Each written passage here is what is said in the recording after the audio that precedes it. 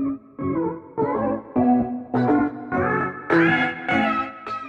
up mga Lods? Magandang araw po sa inyong lahat at maraming salamat po sa pagbisita. At for today's video po, pag-uusapan po natin yung dalawang uri ng single mom na hindi at dapat mong seryosohin. Pero syempre, bago yan, pasok muna, intro.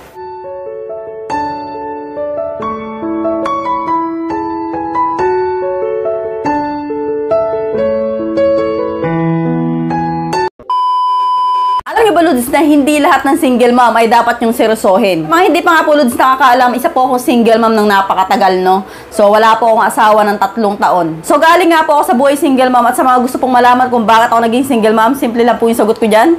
Pinagpalit po ako ng asawa ko sa ibang babae, sa mas bata po sa akin. So, nakakatawa nga po pakinggan, pero yun po yung totoo. So, dito nga po sa Pilipinas, napakarami pong single mom. Pero syempre, iba-iba po kami ng dahilan kung bakit kami naging single mom. At kung isa nga pong single mom ang nililigawan mo ngayon, para sa itong video na ito. So, ginawa ko nga po itong video na ito dahil marami pong nagtatanong sa akin, ma'am, paano nga ba diskartehan ng isang single mom? Ano nga ba yung mga gusto nila? So, ang mapapayo ko lang po sa inyo, Lods, bago po ay manligaw ng isang single mom, dapat nyo po munang alamin yung background niya.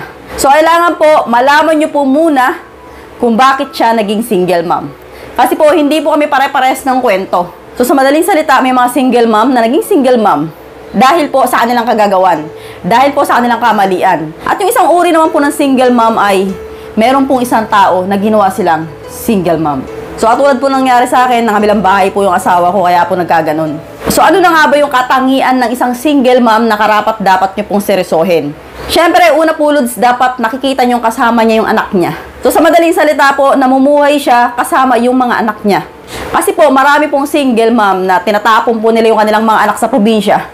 Tapos nagpapadala na ng pera o kaya binibigay sa kanilang binan, ganyan, sa relatives. Tapos siya nagpapabuhay dalaga. So marami pong ganyan na nangyayari. Na yung anak, napakalayo sa kanya, lumalaki yung mga bata nang hindi niya nasusubaybayan. Pero syempre, may mga single mom po na kailangan magtrabaho, no? Yung iba po ay nagtatrabaho sa ibang bansa para po buhayin yung kanilang mga anak. So iba pong usapan yun. So ang sinasabi ko po dito, ito po yung single mom na nakikita nyo, hindi niya kapiling yung kanyang mga anak, nagpapadala na ng konting pera, minsan wala pa nga. Tapos siya, nabubuhay dalaga. So, papunta po talaga sa party, painom-inom lang, pag-gimik-gimik lang, ganun po. So, makikita nyo naman po yan sa isang single mom na nililigawan nyo kung ano yung buhay na meron siya.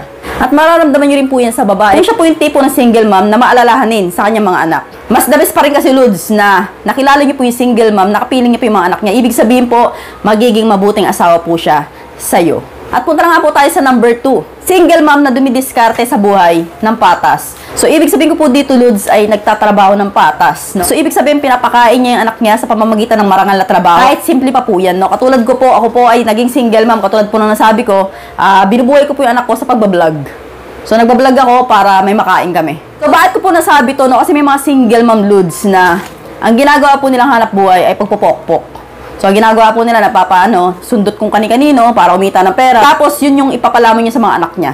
So, marami po na itang ganyan na napuputa, no? Para lang mapakain nila yung kanilang mga anak. So, hindi po yung katanggap-tanggap na dahilan na nagputa ako para mapakain ka anak mo. So, kabubuhan po yan dahil kung tutusin po, napakaraming trabaho dyan na pwede po nilang gawin, pasukan ng marangal. Kahit simple po. So, wag po kayo maniwala, wag po kayo magpabilog. Kapag po ang isang single mom, sinabi sa inyo na ginawa ko lang yan dahil mga anak ko nagugutom. So, kagaguhan po yan, binibilog niya lang po yung ulo ninyo. So, kung makakarinig po kayo ng ganitong klaseng rason sa isang babaeng single mom, layuan nyo na po yan. So, hindi po yan yung uri ng single mom na dapat yung seryosohin. Meron ako, Lods, kakilala na ganito po yung trabaho, single mom din dati, tapos ganito yung trabaho. Gusto niya easy money, ayaw niya magbarat ng buto, ayaw niya magpagod, ayaw niya magpuyat, ayaw niya magtrabaho, ganon. Gusto niya isang trabaho na mabilis yung pera, tapos nasasarapan pa siya. Kasi po, alam naman po natin na napakahirap po ng buhay ngayon. Pero hindi po yan sapat na dahilan para magputa ka, di ba? So, marami po. Pwede ka po dyan na mamasukan ng katulong. Pwede ka magtinda ng kahit na ano. Pwede ka dyan mag-vlog. Katulad po ng naisipan ko, 1 taon po ako sa pagbablog nang walang kita. Pero chinaga ko hanggat sa nagkaroon po ng bunga. So, ito po ngayon, kahit pa paano kumikita na ng barya-barya. O, napapakain ko na yung anak ko. So, pero ngayon, Lods, hindi na po ako single mom. May asawa na po ako. So, punta na nga po tayo, Lods, sa pangatlo. Mahalin niyo po ang isang single mom kapag ka marunong magpahalaga sa pera. So, ibig ko sabihin, marunong po mag-budget. Alam po ang kahalagahan ng pera. So, bakit ko nga ba nasabi na karapat dapat mahalin ang isang babaeng ganito? Kasi po, science po yan na kapag naging asawa niyo po itong babae nito na single mom na ito, ibig sabihin po ay alam niya po kung paano i-handle na mabuti ang isang pamilya. Napaka-importante po sa isang babae ang alam ng kahalagahan ng pera, lalo na pinagpapaguran nyo po yan. Marami po kasi mga babae na napakahilig sa online shopping, napakahilig pumunta sa mall, napakahilig bumili ng kung ano-ano na wala namang kwenta. Tapos, pagdating sa bahay, uuwi ka, itlog lang ang ulam. Uuwi ka, noodles lang ang ulam. Nasaan ang pera? Pinambili ng mga damit, make-up, lotion, o kahit na ano pa yan. Kaya napaka-importante po, Lods, na bago po kayo manligaw na isang single mom, alamin nyo po muna kung yan po yung babae na yan ay marunong sa pera. So, ibig sabihin, marunong magtipid at alam kung ano lang yung dapat gastusan. So, bakit nga ba napakaraming single mom, Lods, no? Kasi nga po, marami pong dahilan kung bakit. Unang-una po, minsan po, mali rin po ng isang babae. Iniwan po ang isang babae minsan dahil minsan maluho, may sugal, isip bata, magimik, mabarkada, may bisyo, ganyan po. Tapos, pagdating po sa pag-aalaga ng anak, pabaya. So, ibig sabihin, immatured.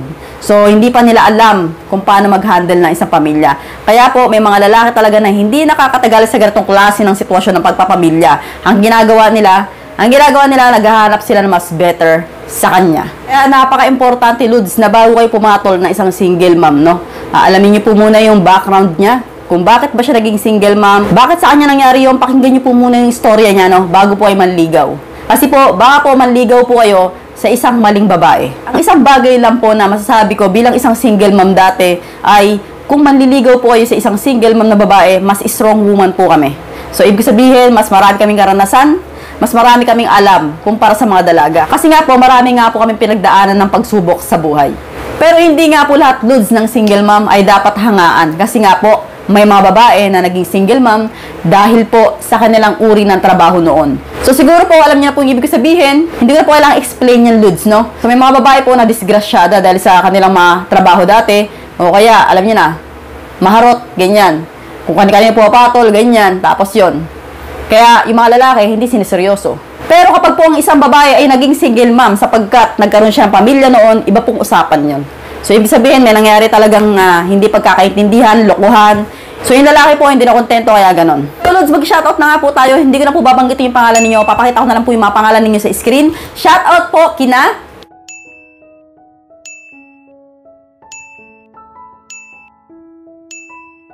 maraming salamat, Lods, and see you again to my next video. God bless. Bye-bye!